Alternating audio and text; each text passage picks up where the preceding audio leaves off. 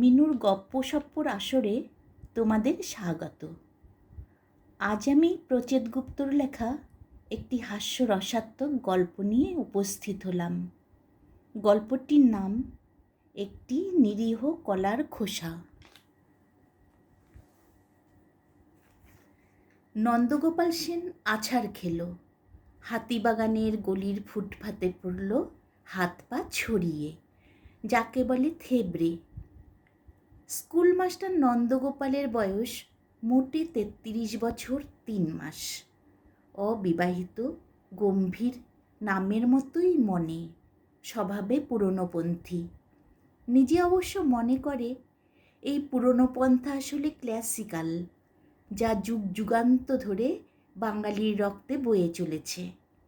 এই বিশ্বাসেই সে অনলাইন কি জানে না, হলুদ রঙের ট্যাক্সি ছাড়া চড়ে না, ফেসবুকে অ্যাকাউন্ট করেনি, বিজয়া দশমীতে পোস্টকার্ডে গুরুজনদের প্রণাম জানায়। এহেন নন্দগোপাল আছাড় খাওয়ার পর এক কাণ্ড হলো। ৩৩ বছর ৩ মাস এমন কিছু বয়স নয়, কিন্তু তারপরেও লোকে নন্দগোপালের সঙ্গে আপনি সম্বোধনে কথা বলে। তার পোশাক এবং গাম্ভীর্যই এর কারণ। ব্ল্যাক অ্যান্ড হোয়াইট আমলের বাংলা সিনেমার চরিত্রদের মতো ধুতি পাঞ্জাবি পরে, সঙ্গে ঠোঁট তোলা চামড়ার চটি। হাসি মশকরা মোটেও পছন্দ করে না। সে মনে করে মানবজন্ম একটি গুরুতর বিষয়, হাসি মশকরায় একে লঘু করা অন্যায়। হাসাহাসি দেখলে ছাত্রদের ধমক দেয়। যতটুকু প্রয়োজন শিষ্টাচার মেনে সেটুকুই হাসবে। হাসি কোনো খোলামকুচি নয় যে যথেচ্ছ ছড়ানো যায়। কেন হাসছ ভেবে হাসবে। এই কারণে বিয়ের বয়স এগিয়ে গেলেও নন্দগোপাল মনের মতো মেয়ে পাচ্ছে না। অধিকাংশ ফটোতেই পাত্রীরা হাসি মুখে থাকে। ফটোতে না হাসলেও মেয়ে দেখতে যাওয়ার সময় কম বেশি হাসে তো বটেই। হয়তো নিখুঁত দাঁত দেখাতে বাড়ি থেকেই বলে দেয়, হাসবি, চান্স পেলেই হাসবি, শরবত দেওয়ার সময় হাসবি, সিঙ্গারা দেওয়ার সময়ও হাসবি। আর এতেই ধাক্কা খায় নন্দগোপাল। শরবত বা সিঙ্গারা কোনো হাসির খাবার নয়। তাছাড়া বিয়ে, সংসারের মতো সিরিয়াস ব্যাপারে হাসির কি হয়েছে? ফলে বহু সুশ্রী, গৃহকর্মে নিপুণা স্রেফ হাসি মুখের জন্য বাতিল হয়। উল্টোটাও ঘটে। গম্ভীর ফেসের ফেসবুকহীন স্বামী এখন আর কোনো মেয়ে মেনে নেবে? সঙ্গে আবার ধুতি পাঞ্জাবি, ওরে বাবা! পুরুষ মানুষ হিসাবে ৩৩ বছর বয়স বিয়ের জন্য কিছুই নয়। আবার হাতিবাগানের শুকনো ফুটপাথে আছাড় খাওয়ার জন্য যথেষ্ট বেশি। তবে আছাড় খাওয়ার পর নন্দগোপালের যতটা লজ্জিত হওয়ার কথা ছিল, তার চেয়ে সে ক্রুদ্ধ হলো বেশি। বিকেল 4:20 ফুটপাথে থেবড়ে বসে থাকা অবস্থাতেই রাগে তার নাকের গোড়া লাল হলো, কান গরম হলো। হাফ ধরসাই অবস্থাতেই প্রতিজ্ঞা করে বসল সে, এর শেষ দেখে ছাড়ব, দেখেই ছাড়ব। কিসের শেষ দেখবে নন্দগোপাল? সে কথায় যেতে হলে তার পতনের মুহূর্তটিকে একটু ফিরে দেখতে হবে। নন্দগোপাল কেন আছাড় খেয়েছে? সেই আদি অকৃত্রিম যুগ যুগান্তের কারণ। ক্লাসিক্যাল মানুষের জন্য ক্লাসিক্যাল কজ। পা পড়েছিল কলার খোসায়। শোনা যায় আগুন আবিষ্কারের আগে থেকেই নাকি মানুষ কলার খোসায় আছাড় খাওয়া শুরু করেছে। আজ মহাকাশে ঘরবাড়ি তৈরির সময়েও তা অবলুপ্ত হয়নি। ফুটপাথের মাঝখানে পড়ে থাকা যে কলার খোসাটি নন্দগোপালকে ধরাশায়ী ওরফে ফুট পাথাশায়ী করেছে, সেটির সাইজ ছোট, হলুদ বর্ণের, দেখতে নিরীহ, কাঠালি কলার খোসা। নন্দগোপাল তাকে দেখে ভাবে, কার্বাইড পাকার যুগে যেখানে কলাই নিজের জোর হারিয়েছে, সেখানে তার খোসার এত জোর। নিশ্চয়ই গাছ পাকা খোসা। আছাড় খাওয়ার সময় নন্দগোপালের ডান পা ফুটখানেক শূন্যে উঠে যায় এবং সেখানে অল্প সময় থমকেও থাকে। বাপা তার পিছু নেয় বটে, তবে বেশি দূর যেতে পারেনি, বড়জোর ইঞ্চি দেড়েক ওঠে।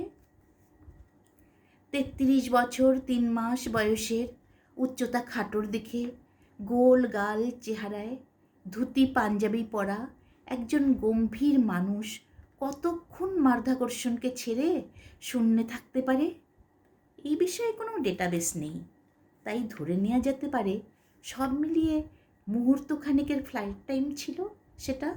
আর তারপরই নন্দগোপালের গোটা শরীরটা নেমে আসে ফুটপাথের ওপর। এক্ষেত্রে বস্তা পড়ার মতো যে ধপাস আওয়াজ ওঠা স্বাভাবিক ছিল তা হলো না, হলো চাপা ধরনের শব্দ। এর পিছনে কারণ রয়েছে। ওঠা এবং পড়ার মাঝখানে বগলে থাকা চামড়ার ব্যাগটি ফুটপাথে ছিটকে পড়ে নিজের পজিশন করে নেয় তার মালিকের পশ্চাৎদেশ আর কোমরের মাঝ বরাবর, যেন কোল পেতে দিতে চায়। ব্যাগের হাতল থাকে, কোল থাকে কিনা বলা কঠিন, থাকলেও মালিকের প্রতি তার কোনো কৃতজ্ঞতা বোধ থাকে কিনা সে যুক্তিও অবান্তর। জীবনে অনেক কিছুই ঘটে যার যুক্তি হয় না, নইলে আজ এই বৈশাখ মাসের শুরুতে নন্দগোপাল টিচার্স রুমের ডেস্কে মাঘ মাসে ফেলে যাওয়া গায়ের চাদর এবং একটি হাফহাতা সোয়েটার হঠাৎ খুঁজে পাবে কেন? পেয়ে সেগুলো ব্যাগে পূর্বেই বা কোন যুক্তিতে? সে কি জানতো স্কুল শেষে বাড়ি ফেরার পথে আজ তাকে আছাড় খেতে হবে, আর তখন চাদর সোয়েটারে নরম হয়ে থাকা ব্যাগ নরম গদির এফেক্ট দেবে? এসবই যুক্তিহীন, কাকতালীয়। আছাড়ের পরপরই সেই কাণ্ড ঘটল। মাথায় আগুন ছুটিয়ে দিল নন্দগোপালের। ফুটপাথের মাঝে বসে একদিকে হাঁটু পর্যন্ত উঠে যাওয়া ধুতি নিয়ে পাঞ্জাবিতে ধুলো মাখা অবস্থাতেই নন্দদুলাল শুনতে পেল হাসি। চাপা হাসি নয়, উচ্চ স্বরের হাসি। তাতে হিহি আর খিলখিল স্বরগমই প্রধান। হাসির কণ্ঠটি যে নারীর এবং সেই নারী যে তরুণী বুঝতে অসুবিধে হলো না নন্দগোপালের, কারণ কণ্ঠটি সুরেলা, চপল এবং মধুরও বটে। সেই মধু নন্দগোপালের কানে চিরতার রস হয়ে ঢুকল। মাথা ঝাঝা করে উঠল। কার হাসি? কেন হাসি? কেন হাসি নন্দগোপাল বুঝতে পারল একটু পরেই। হাঁচড় পাঁচড় করে উঠতে গিয়ে টাল সামলাতে না পেরে ফের থেবড়ে বসে পড়ল। তখন আবার ছোটোখাটো আছাড়, ভূমিকম্পের পর আপটার শখ, ফের সেই তরুণী কণ্ঠের হাসি, সেই হিহি, সেই খিলখিল। নন্দগোপালের বুঝতে বাকি থাকে না তার আছাড়ে কেউ খুশি হয়েছে। একটু খুশি নয়, অতিরিক্ত খুশি। তাই হাসি থামাতে পারছে না। আছাড় খেলে তাকে কি এতটাই হাস্যকর লাগে? তার চেয়ে বড় প্রশ্ন, কে এই মেয়ে? আগে পিছে মাথা ঘুরিয়ে দুজন পথচারী, একজন ভব ঘুরে মাথা নামিয়ে জুতো সারিয়ে ব্যস্ত একজন, পাশের রোয়াকে লাট্টু নিয়ে নাজেহাল এক বালককে দেখতে পেল নন্দগোপাল। এদের পক্ষে অমন সুরেলা কণ্ঠে হেসে ওঠা সম্ভব নয়। হেসেছে অন্য কেউ, আশেপাশে রয়েছে। কে সে? যেই হোক, একজন কলার খোসায় পা ফেলে আছাড় খেলে হাসির কি ঘটেছে? যে হাসলো সে কি কচি খুকি? সে কি জানে না হাসি কাকে বলে? মানুষ হাসে কেন? কোন রসে উদ্বেলিত হলে ভেতরে হাসির উদ্ভব হওয়া উচিত? কিছুই জানে না। এ তো অন্যের বিপদ দেখে মশকরা। ধুতি পাঞ্জাবি ব্যাগ ছাতা সামলে ফুটপাত থেকে উঠতে গিয়ে আচমকাই গায়ের উপর এসে পড়া লাল পুরনো ইটের বাড়ির কপাট খোলা সবুজ খড়খড়ির জানালায় চোখ পড়ে গেল নন্দগোপালের। পড়ে আটকেও গেল গোলপানা মুখের এক তরুণী। সেই মুখে ছটফটে দুটো চোখ, প্রায় বোজ্জা নাক, গায়ের রং তেমন ফর্সাও নয়, বাদামি ঘেঁষা। মাথার দুপাশে বেনি দুলছে, কপালে ছোট্ট একটা টিপুও রয়েছে না? তবে সবুজ জানলার মাঝে লাগছে কিন্তু ভারী চমৎকার, ফ্রেমে বাঁধানো ছবির মতো। নন্দগোপাল নিমেষের জন্য কেমন উদ্ভ্রান্তের মতো হয়ে গেল, আর সেই উদ্ভ্রান্ত মুখের দিকে তাকিয়ে সেই মেয়েটি হেসে উঠল ফের, তবে এবার নিঃশব্দে। এই তাহলে অপরাধী! বুকটা ধক করে উঠল। বুক নাকি মন, নাকি বুকের ধরাস? তেমন হলে মনেই বাজে। সে যাই হোক, দ্রুত চোখ নামালো নন্দগোপাল। এমন হলো কেন? মেয়েটির চোখে চোখ পড়েছে বলে? ক্ষণিকের দেখা এই মেয়ে এমন কিছু সুন্দরী অপ্সরাও নয় যে চোখে ধাঁধা লেগে যাবে। তাহলে সবচেয়ে বড় কথা, মেয়েটি দুনিয়ার সেরা সুন্দরীও যদি হতো, কি এসে যেত তাতে? নন্দগোপালের আছাড় কাহিনীর খলনায়িকা সে। ধুলো ঝাড়তে ঝাড়তে নন্দগোপাল মন থেকে বুক ধরাস ছেড়ে ফেলতে চাইল। মন শক্ত করতে আপন মনেই বিড়বিড় করে উঠল, দাঁড়াও, মজা বের করছি তোমার, বুঝবে হাসি কয় প্রকার ও কি কি। ব্যাগ থেকে একটা ফিনফিনে প্লাস্টিকের ঠোঙ্গা বের করে নন্দগোপাল ফুটপাত থেকে মার্ডার ওয়েপনের মতো লাফিং ওয়েপন কলার খোসাটি 2 আঙ্গুলে তুলে সে ঠোঙ্গায় ভরে যত্ন করে। তারপর গলিপথ ধরে রওনা দেয় থানার দিকে। থানার মেজবাবু অবাক হয়ে নন্দগোপালের দিকে তাকিয়ে রয়েছেন। না থেকে উপায় কি? এই লোক এমন এক নালিশ নিয়ে থানায় এসেছে যা তার নিজের জীবনে কোনছাড় থানার কেউ জীবনে কখনো শোনেনি। অন্য কেউ হলে হাবিলদার ডেকে ঘাড় ধাক্কা দিয়ে বের করে দেওয়া হতো। এই লোক একজন শিক্ষক, আপাতত একটু বিধ্বস্ত দেখালেও চেহারা ভদ্রলোকের, কথা বলার ভঙ্গিটিও পরিশীলিত, ফলে দুচ্ছাই করা যাচ্ছে না।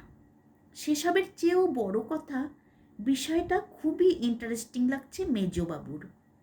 চোর ডাকাত নিয়ে ব্যস্ত থাকতে থাকতে ইন্টারেস্টিং জিনিসটাই জীবন থেকে মুছে যেতে বসেছে। মেজবাবু আরও একবার ঘটনা শুনতে চাইলেন। আগেরবার হয়তো ভুল শুনেছেন, ফাঁসির বদলে হাসি শুনেছেন হয়তো। আপনার নালিশটা ঠিক কী নিয়ে মাস্টারমশাই? নন্দগোপাল শান্ত গলায় বলল, হাসি, হাসি নিয়ে। মেজবাবু নড়ে চড়ে বসলেন। আগেরবার ঠিকই শুনেছিলেন, হাসির কথাই বলেছিলেন। গলা ঝাড়া দিয়ে মেজবাবু বললেন, হাসি নিয়ে নালিশ জানাতে থানায় এসেছেন? কেমন কেমন শোনাচ্ছে না? নন্দগোপাল বলল, তবে কোথায় যাব?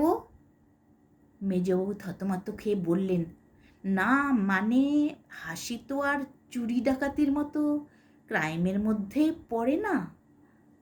নন্দগোপাল বলল, অফিসার, আপনাকে কে বলেছে হাসি অপরাধ নয়? কারণে হাসলে অপরাধ নয়, অকারণে হাসলে অবশ্যই অপরাধ। বলতে পারেন হাসি হলো ছুরির মতো, ফল কাটলে নিরীহ, গলা কাটলে ডাকাত। আমি যে হাসিটি নিয়ে থানায় নালিশ জানাতে এসেছি তা একজন ভদ্রলোকের বুকে ছুরি বসানোরই সমান। আপনি বিষয়টা আর একবার শুনুন। এক পথচারী ফুটপাত দিয়ে হাঁটছিল। একটি নিরীহ দেখতে কলার খোসা, যেটির সেখানে থাকার কথা নয়, পড়েছিল সেখানে, আর তাতে পথচারীর পা পড়ে। সে আছাড় খায়। এই দৃশ্যটি দেখে পাশের বাড়ির এক তরুণী খুশিতে হেসে ওঠে। এর অর্থ একটাই অফিসার, একজনের বিপদে ওই মেয়ে খুশি হয়েছে। অন্যের বিপদে খুশি হওয়া কি ক্রাইম নয়? সব ক্রিমিনালই অন্যের বিপদে খুশি হয়। এই দেখুন সেই কলার খোসা। কথা শেষ করে ব্যাগ থেকে খোসা ভরা প্লাস্টিকটি বের করে মেজবাবুর টেবিলে রাখে নন্দগোপাল। মেজবাবু তার টেবিলে অপরাধের প্রমাণ হিসেবে পিস্তল, বোমা, ছুরি, কত কী না দেখেছেন। কলার খোসাই প্রথম দেখলেন। দেখে যেমন অবাক হলেন তেমন মজাও পেলেন। হাসি পেল, কিন্তু হাসতে সাহস পেলেন না। বললেন, পা পিছলে পড়ে যাওয়া দেখে কেউ হাসলে অপরাধ হবে কেন? ঠিক বুঝতে পারলাম না মাস্টারমশাই। এমন তো ঘটেই থাকে। কলার খোসার জন্মই তো পা পিছলে দেয়া এবং তাই দেখে অন্যের হেসে ফেলার জন্য। কলার খোসার আর কী কাজ? নন্দগোপাল গম্ভীর মুখে বলল, এটাই ভুল অফিসার। হাস্যরস সম্পর্কে যদি আপনার জ্ঞান থাকতো এ কথা আপনি বলতে পারতেন না। আমাদের দেশের প্রাচীন নাট্যশাস্ত্রে, কাব্যশাস্ত্রে হাস্যরসের বিস্তারিত ব্যাখ্যা রয়েছে। স্বাভাবিক জীবনে যা অসঙ্গতি, যা অসামঞ্জস্য, তেমন কিছু ঘটলে মনের ভিতর হাস্যভাব তৈরি হয়। বিপদ, ব্যথা, হাড়গোড় ভেঙে যাওয়া এই রসের মধ্যে পড়ে কি? মেজবাবু বললেন, দোহাই মাস্টারমশাই, এত কঠিন কথা বলবেন না। এটা থানা, স্কুল নয়। সহজ করে যদি বুঝিয়ে দেন ভালো হয়। কিছু করার থাকলে করতে পারি, না হলে বলবো সরি, মাফ করবেন। আপনি যা বলছেন তাতে অপরাধ হাসি হলে অপরাধী কলার খোসা। সেই তো আপনাকে আছাড় দিয়ে ফেলেছে। কলার খোসাকে অ্যারেস্ট করার কোনো আইন তো আমাদের হাতে নেই মাস্টারমশাই। নন্দগোপাল সোজা হয়ে বসল। এই লোকও কি মস্করা করছে?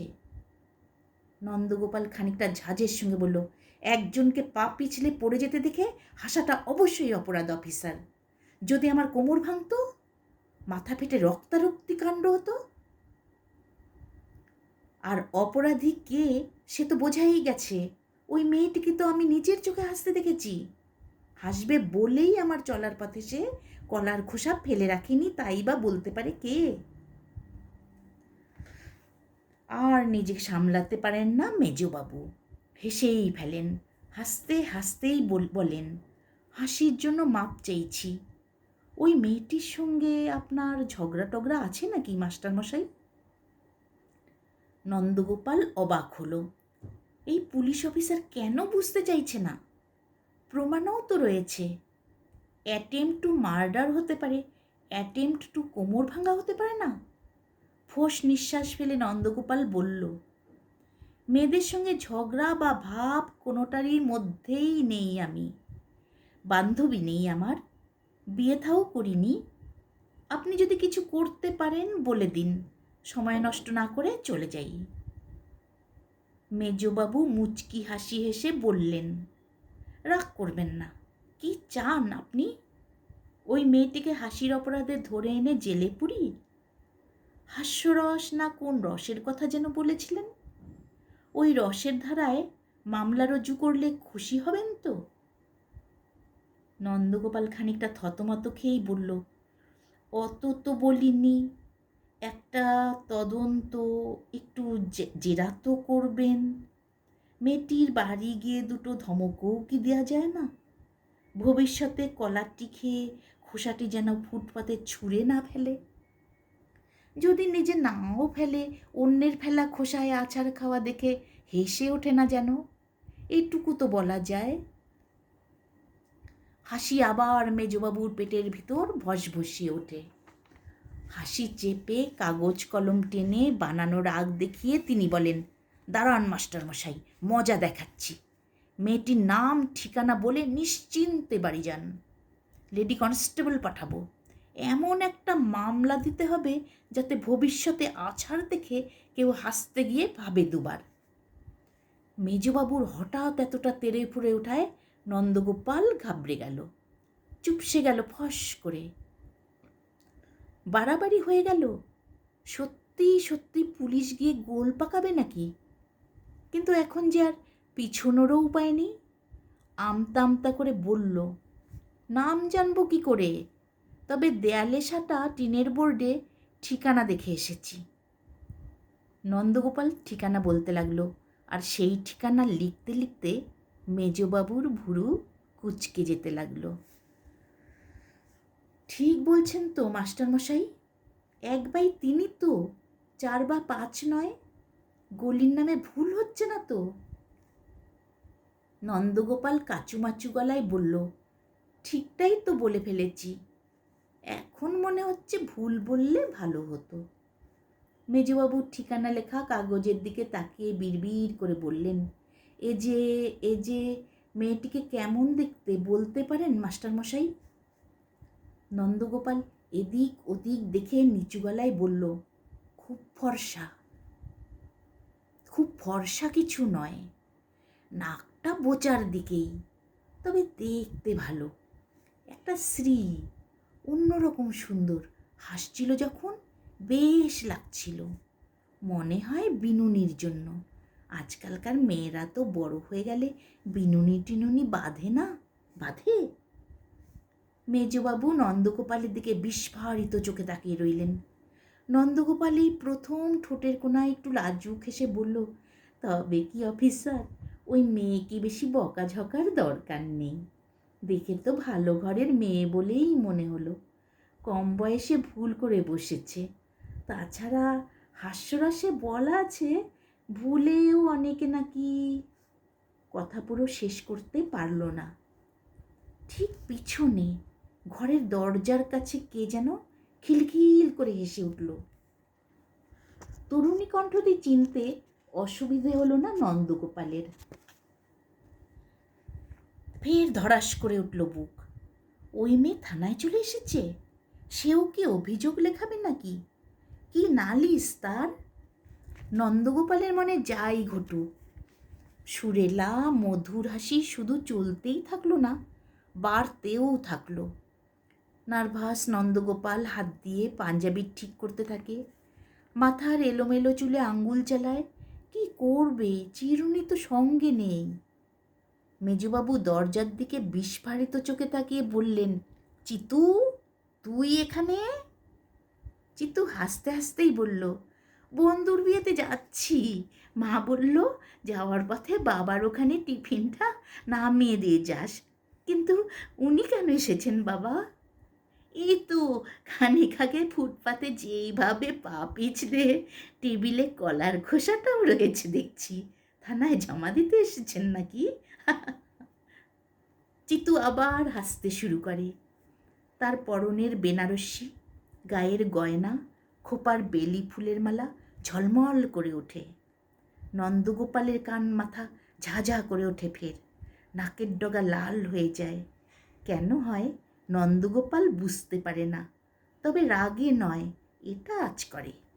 সে গোপনে টেবিল থেকে কলার খোসার প্যাকেটটা সরাতে চেষ্টা করে। হাতিবাগানের গলি ধরে সদ্য বিবাহিতা চিত্রাঙ্গদা, যার ডাকনাম চিতু, চলেছে বাবা মায়ের বাড়িতে।